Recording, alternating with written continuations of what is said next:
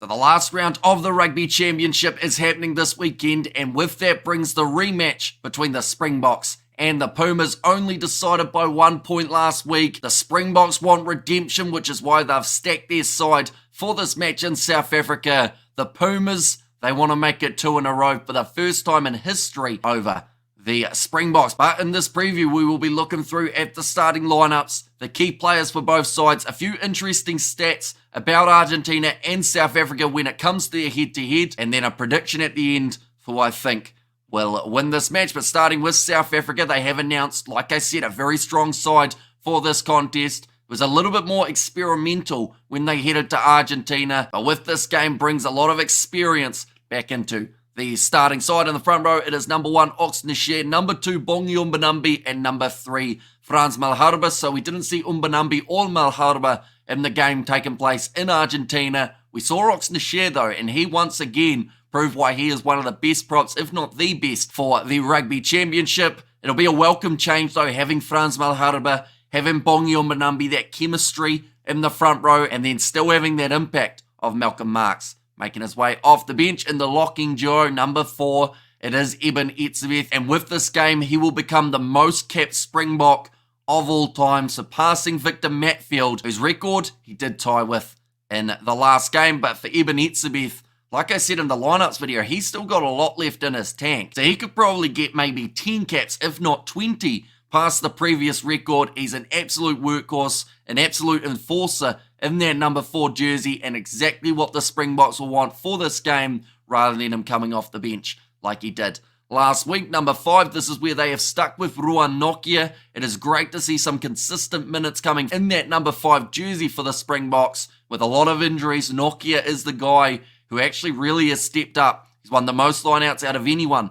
in the Rugby Championship. He's got a few lineout steals as well, and a really strong player for the Springboks throughout this Rugby Championship. In the loose forward trio, it will be the captain Siya Kolisi, starting at number 6, number 7, Peter Steftetoi, at number 8, Jesper Wiese. Now, of those 3, yes, it's great to have Kolisi back, but I think it's that impact that we will see from Peter Steftetoi. The fact that he didn't play last week just means he's going to be more fresh for this game, and that is an extremely dangerous player for the Springboks to have, a fresh Peter Steftetoi. Normally we see him playing week after week after week, slowly wearing down, but he doesn't slow down while he's out there on the field, and it could definitely change the way that the Springboks 4-pack is able to play here. In their backline, it is number 9, Jaden Hendrikse, with number 10 being Manie Libbok. Now, that number 10 jersey has probably been the biggest talking point for South Africans throughout the week. Manie Libbok, unfortunately, did miss that kick near the end of the last game, missing touch as well, and he's got all this pressure on him. But every once in a while, Manie Libbok can have a tremendous game, and I hope that this is the game that he does that. For a lot of people, they are already kicking him out of their Springbok side. They're saying he's never going to be in the team again, but his attacking that he brings is something that is so special in the way that he's able to play, and some people kind of forget that because they look at him as a goal kicker. But I still think that there are ways that they can do the Springboks team that involves Manie Libbok being in the side without him having to kick for the poles. But maybe that is in the future. Maybe we see Sasha Feinberg Ngome Zulu as the number 15. Maybe we see Vilimza taking on the kicking team. We've got to remember that man went through the same thing that Manie Libbok has, in terms of people asking for him to never get a kicking team for the Springboks again. They've got Pollard. Could he play 12? Is there something that they can do to allow the attacking of Manie Libbok to still be an option? That is the big question. But for now, him and Hendrikse, they are the starting 9-10 combination. In the midfield, it is Damian de Allende at number 12. Of course, if you were going to put Pollard in at that 12 jersey, you would have to sacrifice losing Damian de Allende, who at the moment is in some very good form. Number 13, it is Jesse Kriel. So he has played every single game in the starting lineup for the Rugby Championship. An absolute workhorse, and correct me if I'm wrong, I believe the only Springbok to have done so throughout this Rugby Championship. I think the only other who is in the running in that regard would be Oxnard, but I believe he was off the bench in the second game up against the Australians. But moving on to the back 3. Number 11, this is where they've gone with Kurtley Arendse, number 14, Cheslin Colby, and number 15, Apelele Fasi. Now, the trend seems to be when Kurtley Arendse is on the right wing, he doesn't really have that much of an impact, but lately when he's been playing on the left wing, that is when he's been scoring a majority of his tries. So hopefully he has a big game here. Of course, getting yellow carded in the last contest. During that 10-minute period, we saw the Argentinian comeback start, and in the end, that was actually what really helped them get towards the overall victory. But looking through at this Argentine side, they have made a few changes here compared to what we saw in their last contest. Now, it is a pretty bold decision to change what worked last week, but I think they still want to rotate their squad a little bit, give some young players opportunities to play here. And at South Africa, so in the front row, it is Thomas Gasho, Julio Montoya, and also Joel Scalavi. So no real surprises there, I guess you could say, compared to what we saw in the last week's game. Julio Montoya with over his 100 caps. He will be the skipper for this contest, vice-captains of Juan Martin Gonzalez and also Santiago Herreras. But then in the locking duo, it will be Pedro Rubiolo alongside Thomas Lavanini. He is a pretty fiery individual, but they haven't got Marcos Crema in the starting lineup for this game, so I guess you need some form of aggression coming from your four-pack. So that is where Thomas Lavanini gets the nod. Juan Martin Gonzalez, he will be playing number 6 in this game rather than Pablo Matera, who will be making his way off the bench. Santiago Grondona and number 7, that is rather than Marcos Crema, and then Joaquin Oviedo does keep his spot as the number 8. In the back line, they have made another change. This is at number 9. It is Gonzalo Garcia. He is in there rather than Gonzalo Berrano. Now, some people may not have seen the impact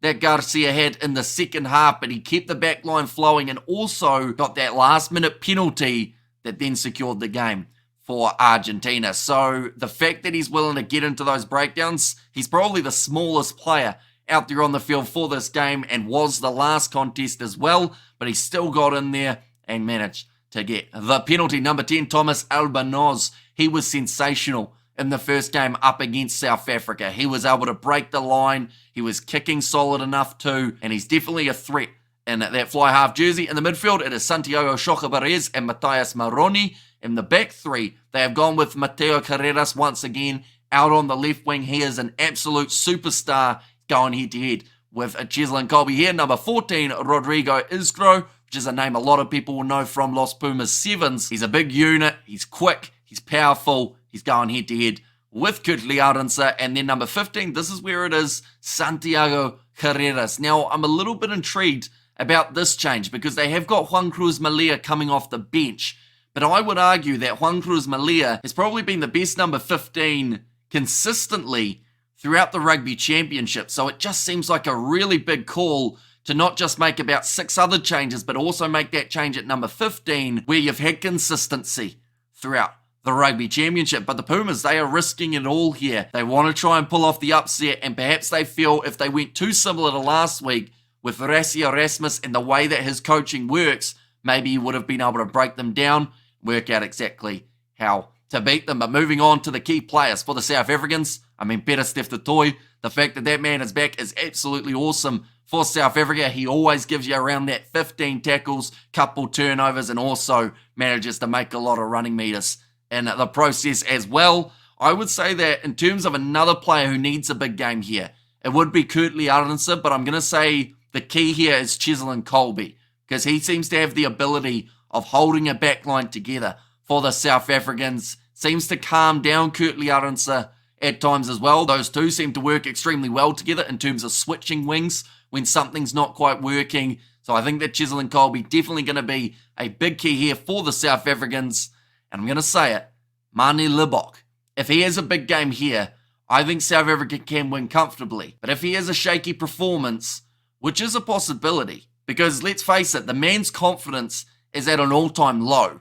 I think that it's pretty much 50-50 at the moment in terms of 50% of South Africans have been bad-mouthing him, 50% have been supporting him. So you don't often see a player with so much hate directed at them, but at the same time having so many supporters trying to defend him. It's a weird situation for Manie Libbok, but all I'm going to say is some of the comments you see on social media are pretty rough. And I really hope Manie Libbok doesn't read those because they are brutal. But like I said, hopefully he can have a big game here. It's not going to change a lot of people's opinions, but at least if he's able to put on a decent performance here, it should at least change his opinion about his game, because when you've got so many people hating on you, it does mean you start to doubt yourself as a player. But Manie Libbok, when his confidence is high, he is one of the best playmakers in world rugby. So I hope he can get back to that. And like I said, maybe it's just a little adjustment, giving someone else the kicking tee and giving Manie Libbok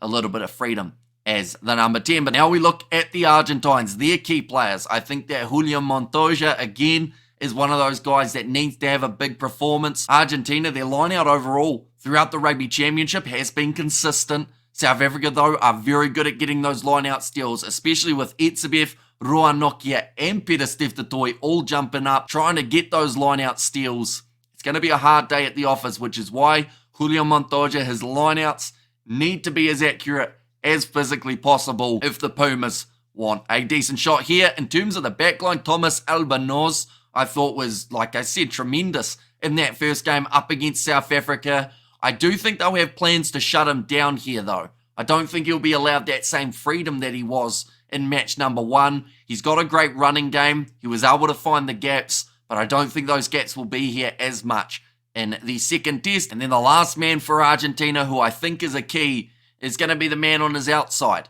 Santiago Shoka Barres. When you talk about a powerful running game, we saw that well and truly in the first match up against the Springboks. He was busting through that channel just next to the breakdown, and it was extremely impressive to watch, because normally that is a space that doesn't really get penetrated too often in the Springbok defense, but Pollard and Lukanyoam, they were struggling to stop Santiago Shoka Barres from breaking through. And maybe this game with Libbok and Dialendi, we could see something similar. But now moving on to some interesting stats about this head-to-head. Last game, of course, was a massive win for Los Pumas, but that was actually their first win in quite some time. Before that last game, they were on an 8-match losing streak up against the Springboks, and their record in South Africa is not much better. Of the 18 test matches they have played in South Africa, they have lost 17. They have only won one game, and that was in Durban 2015. So it's been some time since the Argentines have pulled off an upset. But if this Rugby Championship is anything to base the Pumas off, they've beaten every side. So that just shows no matter where they are playing, they have got the potential of getting victories, and hopefully we get to see a close game here between the two sides, even though a lot of people are predicting a bit of a runaway game for the South Africans. At the end of the day, they want redemption. There's nothing in the world rankings on the line for South Africa either here. At maximum, they can get 0 points from this game, but they can secure the Rugby Championship if they even receive a single point in this contest. For Argentina to win, they would need a bonus point, and also to beat the Springboks by 8 to stop them getting the bonus point for being within 7. But in terms of a score prediction now, for this contest, like I said, a lot of people predicting the Springboks to be able to bounce back, fire on all cylinders, and get themselves a massive win over Los Pumas. I just feel like Argentina maybe have taken too much of a gamble with their selections. They've changed so many things in what was working last week up against South Africa. Yes, at times it was ugly, but it was still effective.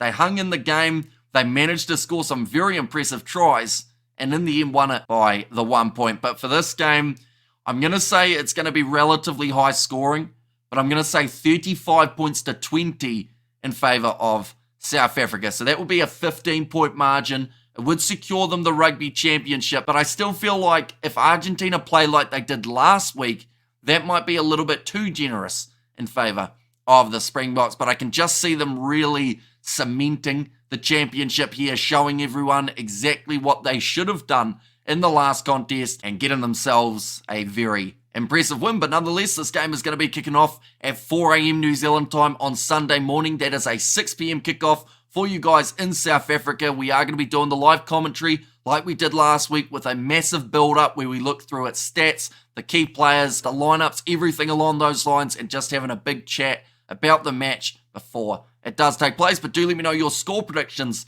in the comments down below, as well as your key players, and I will see you all for the next one.